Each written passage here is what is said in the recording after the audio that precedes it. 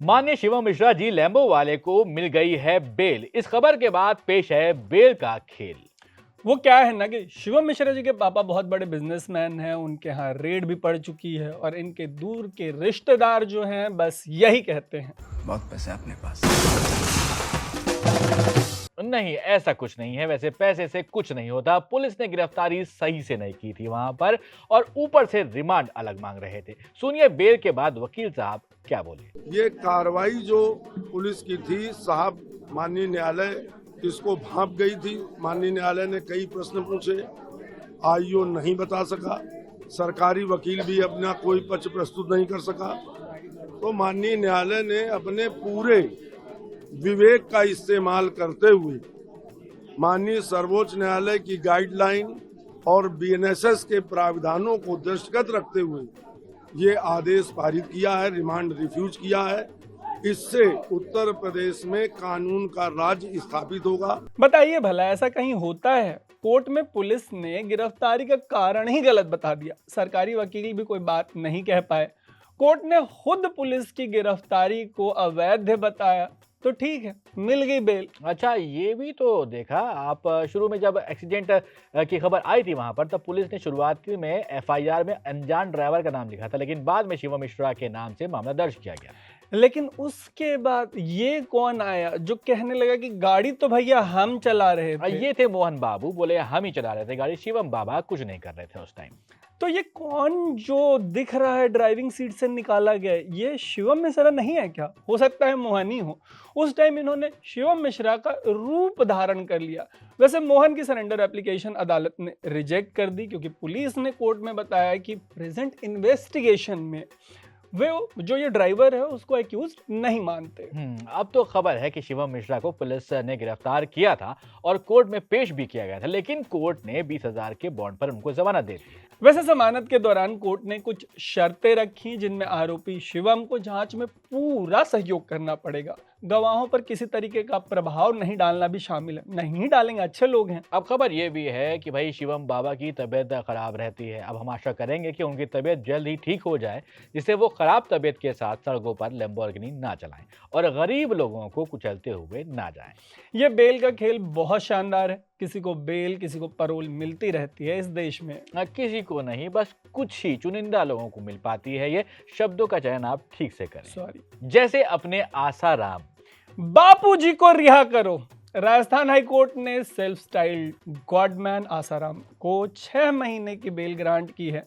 वो माइनर के rape case में लाइफ सेंटेंस सर्व कर रहे हैं।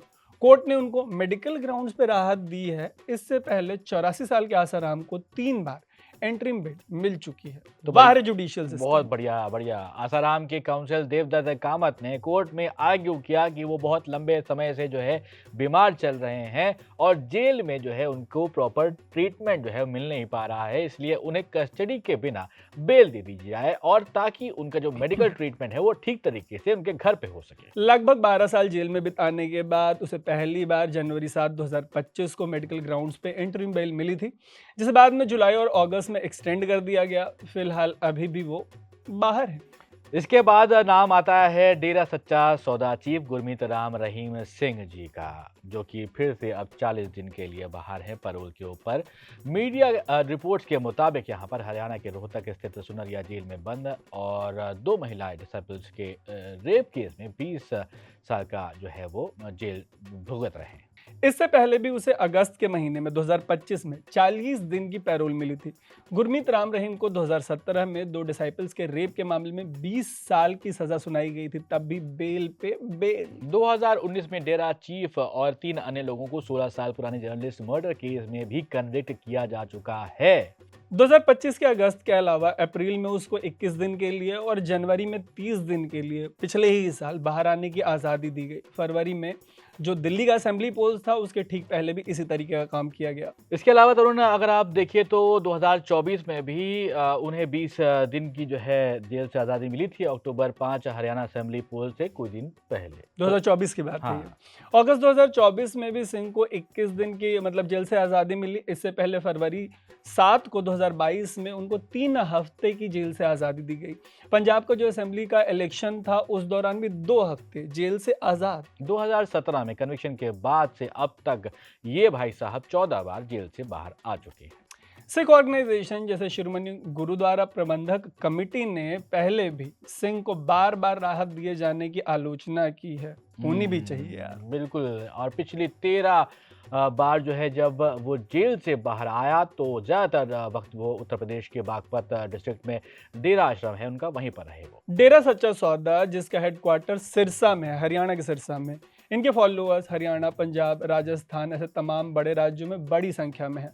हरियाणा के सिरसा, फतेहाबाद, कुरुक्षेत्र, कैथल और हिसार जैसे जो ज़िले हैं वहाँ पे डेरा का अच्छा खासा इम्पैक्ट माना जाता है। कोइंसिडेंटली जो बेल मिलती है वो इलेक्शन के टाइम पे ही मिलती है। तो देखिए ये सब इनका प्रभाव जो है वो बहुत ज़्यादा जनता के ऊपर रहता है, तो चाहे वो पंजाब के इलेक्शन हो, दिल्ली के इलेक्शन हो, हरियाणा के इलेक्शन हो, तो इससे बड़े बड़े तरह के जो नाम होते हैं वो लोग अक्सर बाहर आ ही जाया करते हैं। लेकिन एक बार और सुभान की जो बेल का खेल है उसमें मतलब देश में बहुत अच्छी चीज़ ये चल रही है, हमने अपने एक और एपिसोड में सिमिलर कमेंट्री की थी कि ये जेल जाने का बहुत अच्छा टाइम है, क्योंकि जैसे जो इंटेलेक्चुअल्स हैं, जो स्टूडेंट एक्टिविस्ट हैं, जो भी दिमागदार लोग हैं, जो समाज में बाहर अगर घूमेंगे, खुले में रहेंगे तो समाज का बुरा होगा।